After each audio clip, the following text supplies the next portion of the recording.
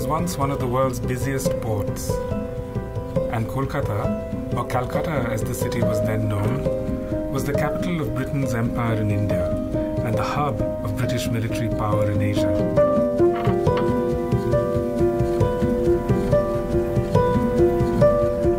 Calcutta is the point of departure for many of the voyages of the Ibis trilogy. The city was then, as it is now, a place of extreme contrasts. Some wealthy merchants built houses so opulent that Calcutta was known as the city of palaces in the 19th century.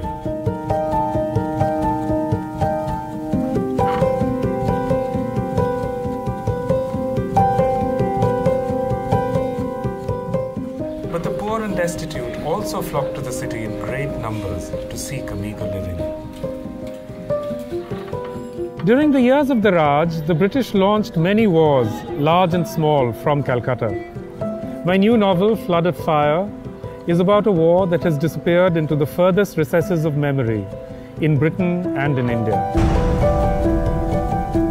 The First Opium War of 1840 to 42, which was instrumental in shaping the world as we know it today. Of Calcutta's exports, the most important was opium.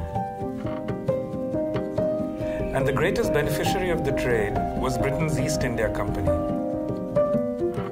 In Bengal, the company enjoyed a complete monopoly in the production and marketing of the drug, which it used to finance its enormously lucrative trade with China.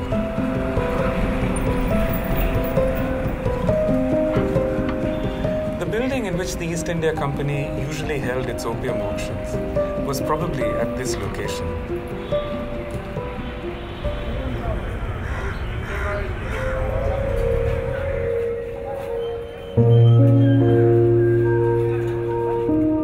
The informal market in opium futures, where vast fortunes were made and unmade in a single day, was in a lane like this one. The chief market for the East India Company's opium was China, which meant that a large fleet of ships shuttled constantly between Calcutta and Guangzhou, or Canton as it was known to Europeans. This connection brought many Chinese sailors, traders and artisans to Calcutta, and by the late 18th century there was a thriving Chinese quarter in the city. In today's Kolkata, the Chinese community has dwindled to a couple of thousand residents, yet traces of its past prosperity can still be seen in its temples and meeting places.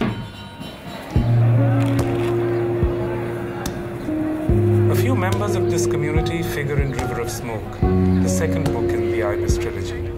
We meet them again in Flood of Fire.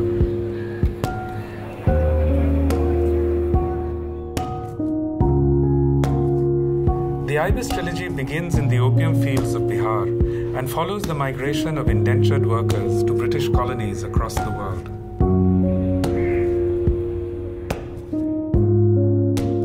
In this book, several characters from Sea of Poppies, Zachary Reid, a young American sailor, Neil Ratan Haldar, the former Raja of Raskhali, and Jodu, a young Muslim boatman, cross paths with Havildar Kesri Singh, who is one of the 4,000 soldiers who traveled to China to fight in the First Opium War.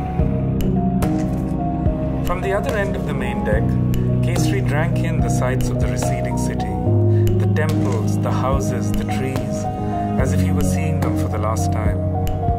As the city slipped past, a strange, cold feeling crept through him, and he realized with a shock that deep in his heart, he too had come to believe that he would never see his homeland again. One of the things I wanted to convey when I started writing the Ibis trilogy was an aspect of Indian life in which stories and shared histories and memories connect generations over periods of decades and centuries. That's been the texture of my life. Knitting together generations through their shared stories, the Ibis trilogy links the destinies of Calcutta and Guangzhou, India and China, a history of mutual destruction from which they're only now beginning to